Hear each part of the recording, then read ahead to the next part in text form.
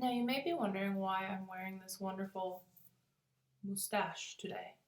And the answer is not going to be revealed to you right yet. You're going to have to wait and find out. But what we are going to talk about today, turn the light on, is the next step in our biography projects.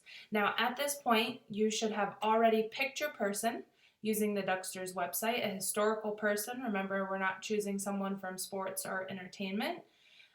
You should have already completed your biography research. So you should have already gone through and answered questions about where they were born, who was in their family, what contributions did they make to history that makes them so important to us today.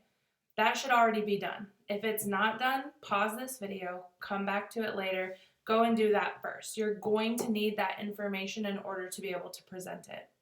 What we're going to do now is I'm going to show you a new website, a new tool that we're going to use to create books about our historical figures. We're going to create biographies about these people that we've researched.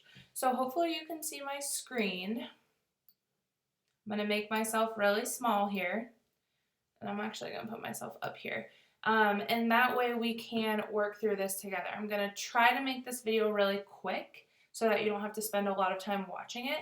That means if I go too fast, you can always pause this video and rewind, watch a step again, or you can always email me if you have any questions, or any of your teachers really. My email is mstrabo, S-T-R-A-B-O, @kcia.us. Okay, I'd be happy to help you. But let's go ahead and get started. So you're going to log into BookCreator.com. My screen right here will show you BookCreator.com. And you're going to get this little pop-up right here that asks you to sign in. Now, I posted on our slides a sign-in code. You're going to need that. So you're going to go to make sure you're on student sign-in. You're going to click sign in with Google. And then you're going to use your Google login, your KCIA email, to log in. I am not going to use mine because I'm registered as a teacher, so this is another account that I have.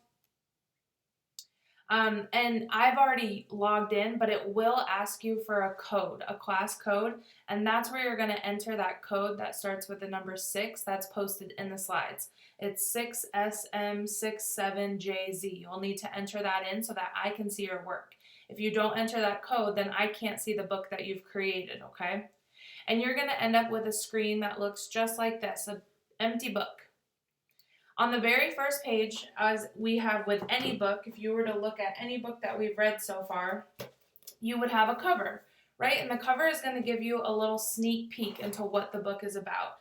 It may have the person's name. It definitely is going to have the author's name, maybe some pictures. It's going to give us a little hint as to what we can imagine this book is going to be about.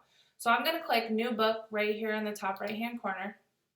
And then you get to choose. I want you to do a book shape, so you're going to choose either the portrait, square, or landscape. That just determines the size of the book. I'm going to go with square. And now I can see right here looking at my screen, this is my cover page. If I were to flip through, these would be the actual pages in my book, but we're not going to do those today. We're just going to worry about the cover page, okay? For my cover page, I want to start with color. I want something in the background. So I'm going to take my mouse and I'm going to go up here to this right-hand corner, okay? And I'm going to click on the eye. That's where I'm going to start. And by clicking on the eye, I will be able to look at different color options for my book cover. So maybe I want my cover to be green. Maybe I want it to be teal. I can also go under into these categories and find different backdrop templates that are already created. So maybe I want it to look like a comic book cover, and I could put the name of my person right there. We've got this one that's really cool, all sorts of different colors. I can hit the back button. I can also look at paper. That would make it look like a piece of lined paper, or you could do the dots. I'm gonna hit back. There's also borders, so these are fun little designs that you could look at too. And you want to try to keep it relevant. So like, for example, if I'm doing a scientist, maybe I want to use this really awesome science filter or this science border. And that's going to connect to who I'm working on. If I'm doing someone who loves nature, maybe I want to do a nature border on my cover. If I'm doing an artist, maybe I want to do the colored pencils. Try to make it relevant, make it connect to who your person is. Then there's patterns. And lastly, textures. The textures are really cool. You could do like, make it look like wood. You could do, look at how neat that is. All these like watercolor effects. Those are all really pretty too. It's up to you. Okay, this is the cool thing about this project is you really get to create what you want it to look like. I'm actually just going to go with a simple yellow backdrop because I love the color yellow and I want to put some pictures on here, so I want this to be nice and simple. Once I've picked my backdrop, I'm going to take my mouse again, and right next to the eye there's this plus sign, okay? The plus sign is going to allow me to start adding detail onto my cover. Let's start with text. That's probably the most obvious. You have to have the actual name of the book. Now, this is where my mustache comes into play. I've decided to continue with the trend, and I'm going to do my biography over the famous Walt Disney, who, if you didn't know, has always sported a mustache. He used to have a very famous mustache. And I'm simply going to title my book, The Biography of Walt Disney. Now, if you wanted to, you can make it bigger or smaller. Right here, you can use the highlight tool to bold, italicize, underline, any of those. When you're creating a title, don't feel like you have to use the same words that I did. You don't have to write the biography of so-and-so. You can be creative with it, but you need to make sure that it's relevant. Okay, if I was doing a biography over Walt Disney and the title of my book was The Sun and the Stars, that doesn't really have anything to do with Walt Disney. I could have made my title maybe the creator of Mickey Mouse or the, father of Disneyland. Like, there are a lot of different titles that I could have come up with, but you need to make sure that they still matter, that they're relevant to who you're researching. So I type this in, I hit the done button right here, and I'm going to go ahead and put it right in the center of my page, okay? I'm going to click this plus button again, and I want to add a little bit more, okay? I don't want it to just say the biography of Walt Disney because that's kind of boring. I do need to make sure that it has not only the title, but who it's by. So you'll want to put your name on there as well. I want to make sure people know that this is my book, that I wrote it, and so I'm going to stick that right there too. By Mrs. Strabo, okay? Make sure you use your first and your last name, please, because we actually are going to be presenting these books to the entire 5th grade. So you'll be creating this book not only for you and for your teacher to grade, but also for the entire 5th grade to look at and to learn about all of these famous people that we're going to be researching. So you want to make sure, number 1, that your name is on it, first and last name, so we know whose is who.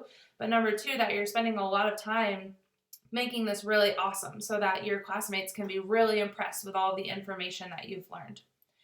Okay, so I've got my text. I want to go back to this plus sign, and now what I really want to do is import a picture. This is basically to add a picture.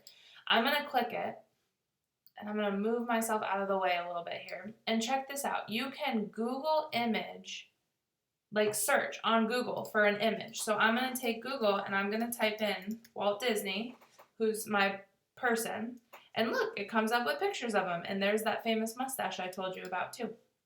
So I'm going to click this picture that I want. I'm going to click select, and it's going to put in, how awesome is that, this picture of Walt Disney. Only took me like 2 seconds.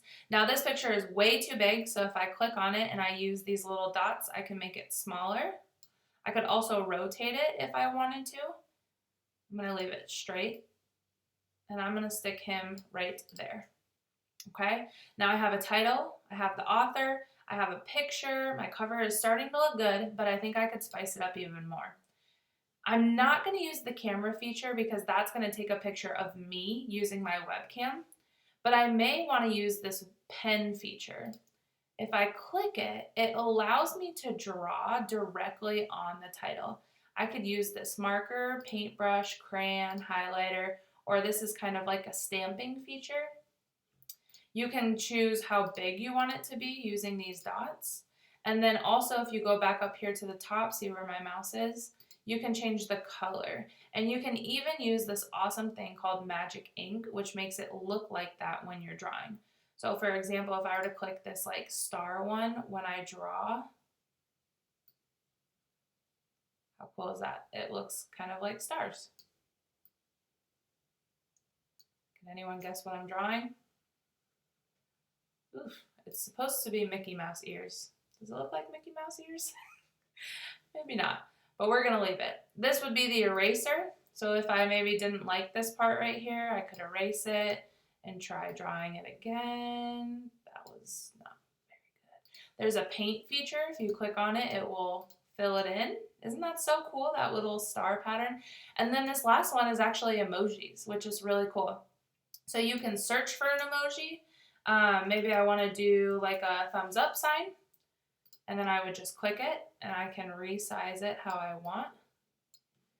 Maybe, you know, you want to go into, there's animals, sports, all sorts of really cool stuff. And it's yours to choose. So I'm going to actually put a pair of sunglasses on my Disney character to cover up his misshapen face and make him really cool looking. And there we go.